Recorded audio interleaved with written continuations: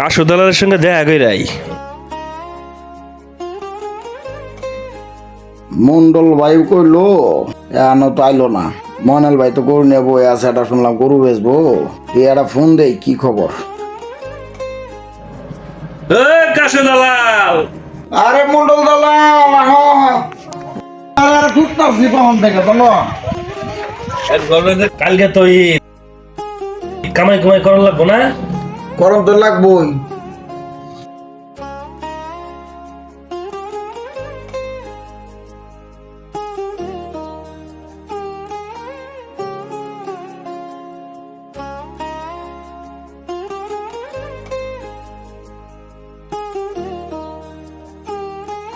একদম পান নিও নাই। আই খাইবা কি তো পান কয়টা খাবা? পান ছাড়া চলে তুই ভাই তো পান দিয়ে চলতেছি বাপ ওই কেন পান নাকবো। হ্যাঁ তবে যে কাজটা করে যাচ্ছি এটা মা ভাইরা কাম ভাইলে ভাই ভালা কাটার বলা নাহলে সম্ভব না। কি এই কবলে কি আছে মনে ভাইরা তো বলবে দেন যাবো না, ঠিক আছে? কিছুই না, হাড় তুল বেড়ে জন যাবো না। ইয়ে তো হাড় যে জানে চড়া চড়া তোমার আপনার জায়গাটা করে উনটি আটকে রেখে এমন আগ্রাই বুঝছো দিয়া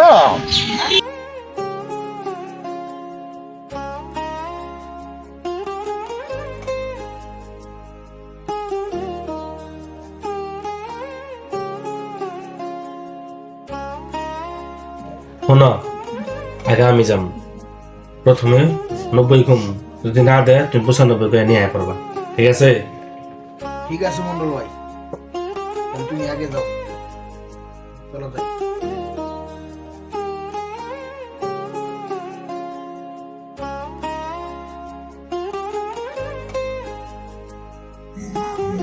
আব্বা ইত্তাই বললো গরু কি হাটে তুলবা না তাইলে? আরে বাবা গরু তো আড়া তুলমু না মানে গরু আড়া তুলমু 3 লাখ টাকা গরু বেচবো বাবা। কষ্ট করে পালছি বেটা গরু আড়া তুলমু না। আব্বা তাহলে কিন্তু এবার আমার গাড়িটা কিনে দিও নি লাগবে। আরে বেটা আগে গরু বেচা হারি তারপরে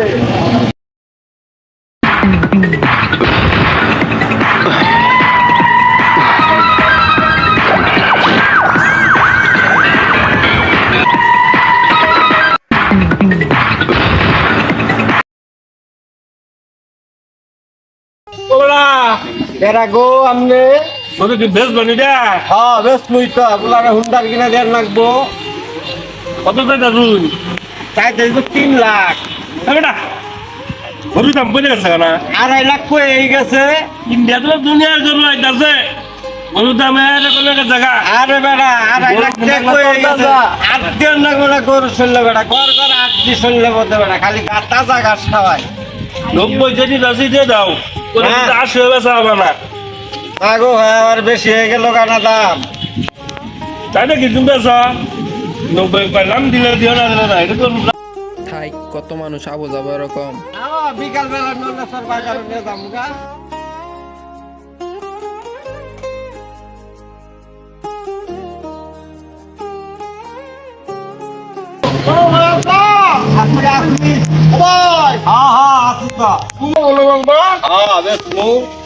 দাম দর কত হয়েছে? 3.5 মরা গরু 3.5 মরা গরু ঘর ঘর আটটি শুনলে মরা গরু আটটাছে না তো হইন নামনে। তোমার এই গরু আরে ধারে তো পছন্দ হবো না। তোমার এটা কত কেজি গাও কাছে হবো না? কও ভাই কও। শুধু ভাই গরুটা দিবা দিয়েছে। হ্যাঁ আর দাম কই? তোমার আগে শুনলাম যে ওদের মন্ডল ভাই বলে 95 কয়ে গেছে।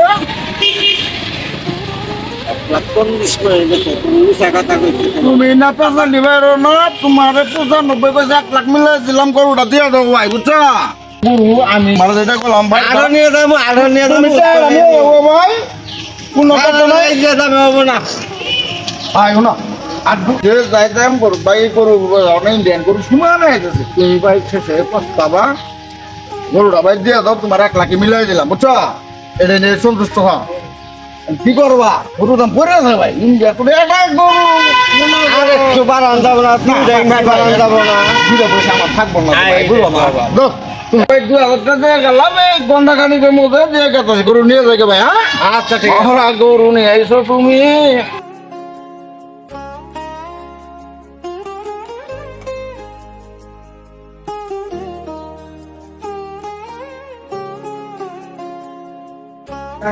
আব্বা শুনলাম গরু বলে তুমি দিয়ে দিলা। না বাবা বেশি আলাইছি তো। 1 লাখ টাকা দিয়ে দিছি। এত গরুর কম বাজার দিলা? কইরে গেছে গা বেটা, পরে বেচা হবো না। ঈদের বাজার বুজার করার নাকবো, তোমার আর হুন্ডার বাবাইবার হবো না। পরের দিন দিয়ে দাও। তাই বলে এত কম? এত কম বাজার পড়ে গেছে গা, এই গরু খাবোই না। আচ্ছা ঠিক আছে, যা আবার হইছেই।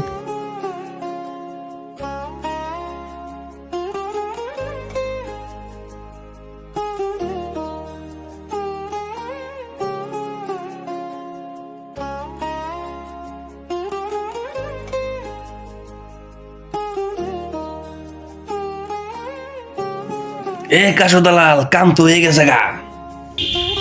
ছোট ভাই এসা কি কাম হলো বেশি কথা কম যাবো না, আমি চৌধুরী ডেকে নিয়ে আইতাছি, এহানি করে দিয়ে দিই। ও চৌধুরী সাহেব, বাবা তো নাই, কই গেছে? বাবা তো বাজারে গেছে। এটা গরু নিবার যাইছিল। গরু নেওয়ার কথা তো বাবা বলছিলই। 3 লাখ টাকা মানে বাজেটের কথা কইছিল। আলাদা করে দাম প্রায় 4 লাখ হবো, দাম প্রায় 4 লাখ হবো। তাহলে আসেন, আপনি আসেন, বলেন।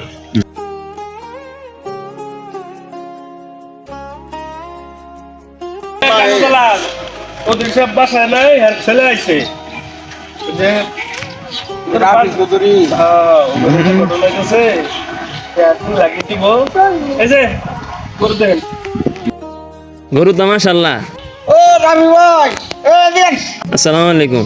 ওয়ালাইকুম সালাম কত সাহেব কই গেছে বাবা তো বাজারে গেছে। আরে যাও তাহলে করু এটা আমি নিয়ে দেন গাবতে 3 লাখ টাকা গেছে না কবি 3 লাখ তো দিছে। তাহলে 3 লাখ দিয়ে দেন দিয়ে কোনটা নিয়ে দেন গাবতে জামালা দরকার নাই আরে গুনায় আবার 3.5 লাখ টাকা তো না মান লোক থাকবো আপনি দাম নিয়ে দেন গা তো যে সালাম দিয়ে না মানা কথা যেহেতু বলাই আছে, তাহলে আমি এখন গরু নিয়ে যাই, সন্ধ্যাবেলা আব্বার কাছ থেকে টাকা নিয়ে নিন। আপনি নিয়ে যান গা কোনো সমস্যা নাই ওটা আপনার আবার আমি বুঝবো নি ঠিক আছে এ মনু ভাই চলো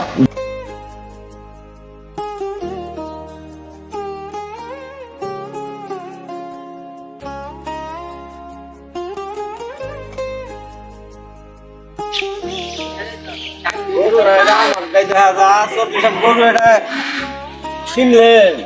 কিনলাম আলহামদুলিল্লাহ, 3 লাখ। হায় হায় রে, গায়েবটা করছে।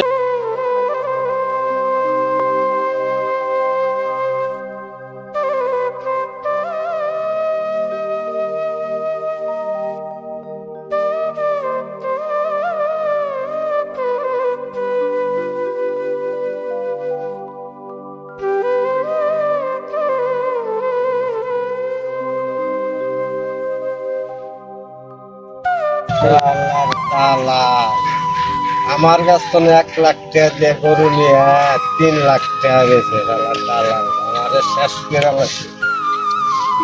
আমি কত গেলাম গরুটা বাজারে নিয়ে যাই। একজন রাখালি বলতে পারে যে একটা গরু পালন করতে কতটা কষ্ট।